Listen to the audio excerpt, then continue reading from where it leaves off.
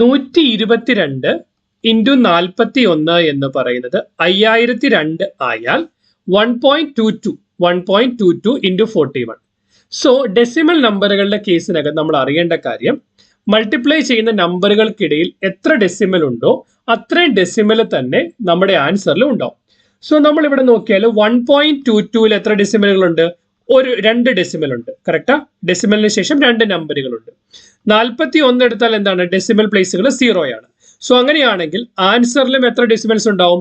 ആൻസറിലും decimal positions 2 ഉണ്ടാവും. So 122നെ 41 കൊണ്ട് multiply ചെയ്തപ്പോൾ 5002 കിട്ടിയെങ്കിൽ 2 ഡെസിമൽ പ്ലേസ് മാറ്റി എഴുതിയാൽ 50.02 എന്ന് കിട്ടും. അതായത് ഓപ്ഷൻ സി ആയിരിക്കും ഇവിടുത്തെ ആൻസർ എന്ന് പറയുന്നത്. നേരെ മറിച്ച് ഇത് 1.22 ഇൻറ്റു 4.1 ആയിരുന്നുവെങ്കിൽ ആൻസർ എന്ന് പറയുന്നത് 3 ഡെസിമൽ പ്ലേസ് വന്നപ്പോൾ 5.002 എന്ന് വന്നത്. ഇവിടുത്തെ ആൻസർ ഓപ്ഷൻ സി 50.02 ആണ്.